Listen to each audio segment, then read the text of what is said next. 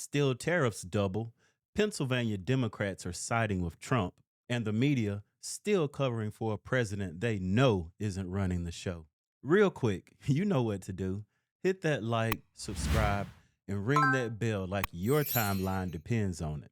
Because with YouTube throttling real talk, it actually does. Let's run it. Hurry up. Going to be imposing a 25% increase. We're going to bring it from 25% to 50%, the tariffs on steel into the United States of America, which will even further secure the steel industry in the United States. Nobody's going to get around that. So we're bringing it up from 25%.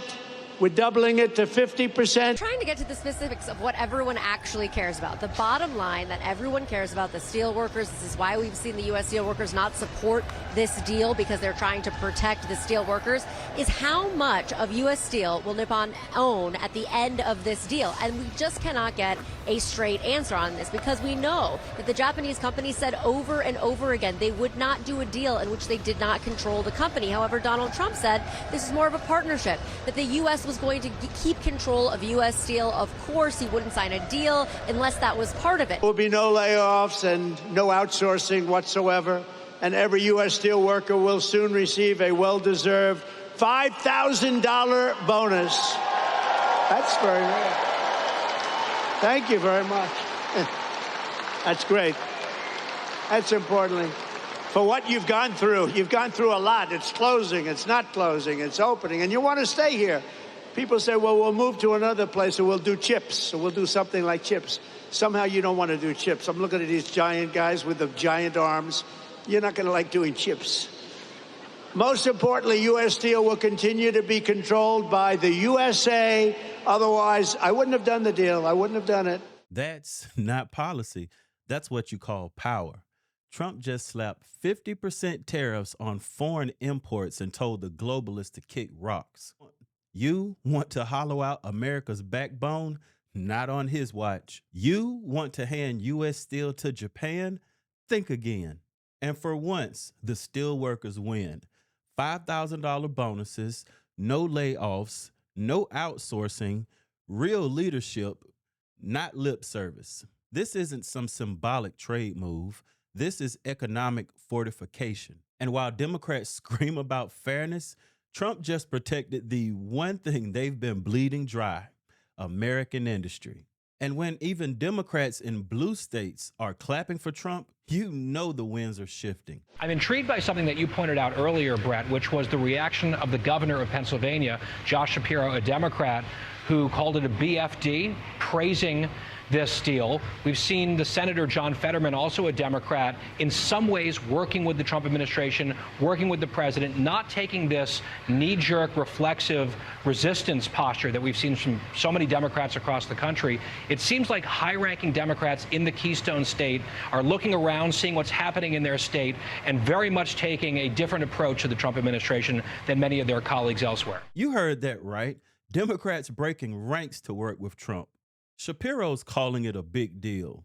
Fetterman's aligning with Trump instead of following the resistance script. And why? Because real results hit harder than sound bites. Trump bought the deal. Trump kept the control. And Trump made sure American workers were prioritized. You actually think they'd back Biden if he tried this? No, they'd be running for the exits. But with Trump, even they can't deny his wins. Meanwhile, the media is still trying to figure out how to explain Biden without telling the truth. You know my position well enough to know that I'm deeply disappointed in both parties, both our current president and our former president. I certainly have some issues with, but what you just asked me about, what I think it's kind of sad. And he knows, President Biden knows, that the DNC, the RNC, these are private corporations, Rob, that don't answer to voters and don't answer to the general public. They do what they want. And he knows very well that when he decided to run for president, that nobody of national prominence, access to resources, consultants, and the machine would do it. because they would lose their careers. And you know as well as anybody, that's the most important asset in Washington, is sticking around. So with that said, that's why nobody ran. That's why I implored that they do. And that's why I did it myself, because in this country, we still are a democracy. We need people to stand up and run. In the last election, a lot of Republicans chose to run against Donald Trump. And that's no easy task. And I just wish some Democrats had served their country and not their personal interests by doing the same thing. Why didn't they run against me then? Because I'd have beaten them. Do you have any regrets? No, I don't have any regrets.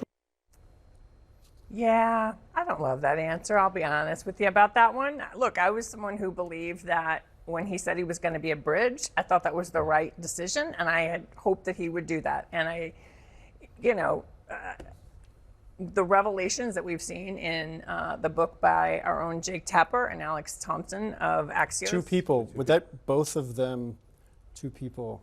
Beat them? Co-authors? The co-authors? Sorry, did I? Yeah. He left that somewhat ambiguous. You're connecting the proper dots, so I believe. But look, personally, I've been shocked and very disappointed. And it's malpractice. The people who are around him should never have let him believe that he could win, because I can tell you myself and many Democrats were looking at data even early in the year, certainly by June.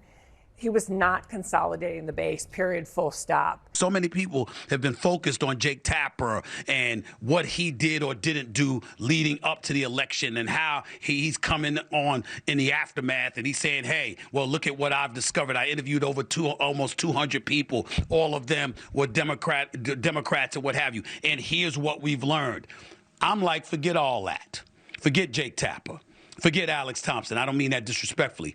The focus should be, who the hell was it in the White House and who the hell was it within our government that knew Biden was debilitated to that degree? You're basically guilty of everything you've accused the Republicans of doing, which means I don't want to hear a damn thing they have to say, because that's inexcusable. If you're going to be up and try to stand on some moral high ground, then have morals, have principles, because that's what you say in the other side of the act. But you didn't do it yourself. I want to know who the hell knew. I want to know how much they knew. If they were an elected official, if they were a part of the administration, I think they should be banned from public office for life. Can we please cut the nonsense? This was not journalism. It was protection. Jake Tapper didn't reveal anything. He cleaned up after the fact. Everyone around Biden knew, and they lied. The staff, the consultants, the donors, they propped up a man they knew couldn't do the job because it protected their power. You want to talk about democracy? How about we start with honesty? Because if you covered this up, then you don't belong in office. You belong in the history books under the how not to lead section. But it wasn't just Biden's team. The media played along, and now they're acting surprised when no one believes them anymore. Well, the other brave reporter was the one who got sniffed. And I just hope she's okay right now, because that was a little too close for comfort. You're right about the reporters, though. You'd think they'd ask about the auto pen, about how he pardoned his entire family, about how the book said they were going to stuff him in a wheelchair. None of these questions were asked, and it looks like the cover-up continues. You heard Tapper, Tommy, say the media was scared, making a lot of excuses. This is like the third excuse for why they didn't ask the right questions. Yeah, Jesse, and I'd also say we have our reporters at Fox News ask the Trump administration tough questions all the time. It's really not that hard. If you're scared, maybe pick a different business, because you're literally supposed to be the watchdog for the American people. And I'd also say, as far as Republicans go, enough of these writing the letters to these staffers and these aides. Start sending out the actual subpoenas. Put some weight behind it. The Democrats are cutthroat. They want to go after somebody. They want answers. They throw out the subpoenas and they go for it. Republicans, we send cutesy little letters, and we hope that people will respond in 5 to 10 business days. No. Amazon Prime those subpoenas. Get them. Get these people in front of Congress. Let's get some answers. No more Mr. Nice Guy on this. I think we need some Republicans with some teeth. This is the part where I cheer. If you're a reporter and scared to ask the hard questions, get out of the chair. And if you're a Republican sending sternly worded letters while the Democrats toss subpoenas around like they're frisbees, please step aside. Enough with the weak sauce. We need teeth. We need spines. And we need subpoenas like it's overnight delivery season. Because playing nice while the country burns isn't noble, it's negligent. And while the GOP fiddles, Trump just took a blowtorch to California's woke agenda. Make this fair for her to compete, for those who are competing against her. What would that kind of structure in competition look like? Who is her? AB.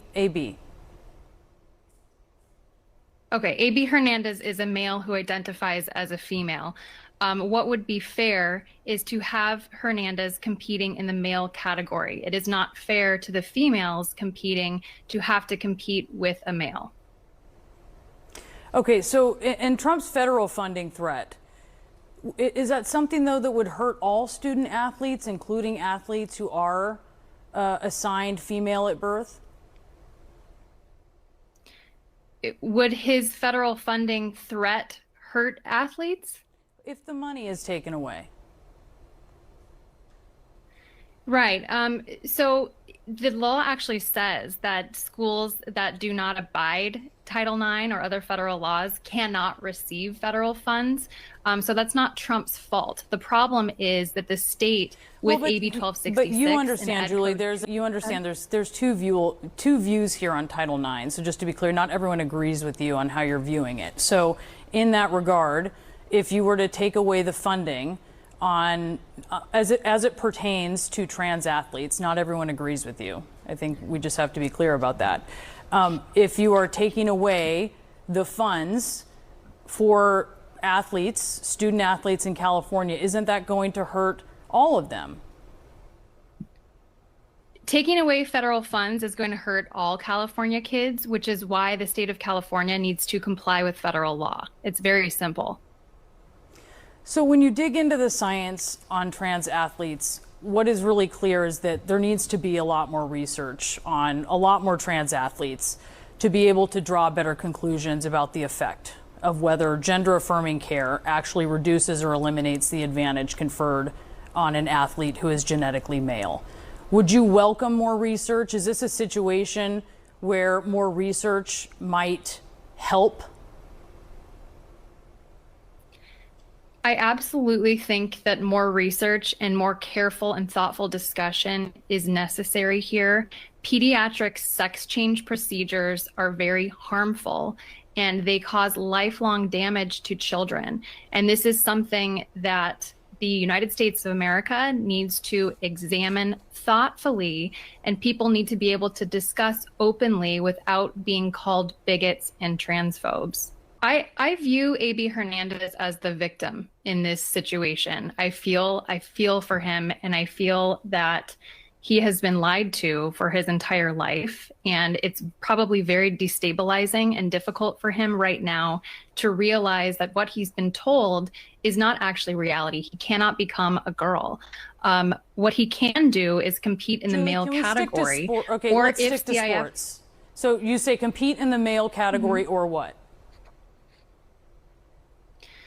Or if the state and CIF want to create a separate category for people like AB Hernandez, and that's something that they want to do, fine. It is not fair to female athletes who have worked their entire lives for this kind of competition, who also, by the way, cannot speak out for fear of retaliation, which AB Hernandez's mother has personally threatened against them. So it's very unfair for our girls and women in California to have to compete with males, have to share facilities with males, and then not be able to speak up about the unfairness because people are going to label them as bigots. This is what courage looks like in 2025. Trump didn't just draw a line, he drew it in federal funding. You break Title IX, you lose money, period. You erase girls' sports to appease a gender ideology? No check for you. And what's wild, the science isn't even settled. We don't have enough data. But We do have girls losing scholarships, medals, and their dignity. And let's be crystal clear here, this isn't about hate. It is about fairness. Compete in the male category or create a third category. But stop pretending you're saving lives while stealing opportunities from our daughters. Bottom line, everything they mocked Trump for, they're quiet now. They mocked Trump on tariffs, they ridiculed him on trade, and they slandered him over Title IX. And now the steel industry's back. Democrats are defecting, and the media, they're hiding behind Tapper's book tour. But it's too late. The truth's out, and the system is cracked. And Trump, he's doing what no one else will, fighting for the people who built this country. They said he was dangerous. Turns out, he was just first. Hit that like, subscribe, and punch that bell like your voice depends on it. Share this with someone who's still pretending this isn't happening. And if you'd like to support our show, there's a link below. Buy me a coffee. I like fresh beans. Thanks for rocking with us today, people. God bless. Listen.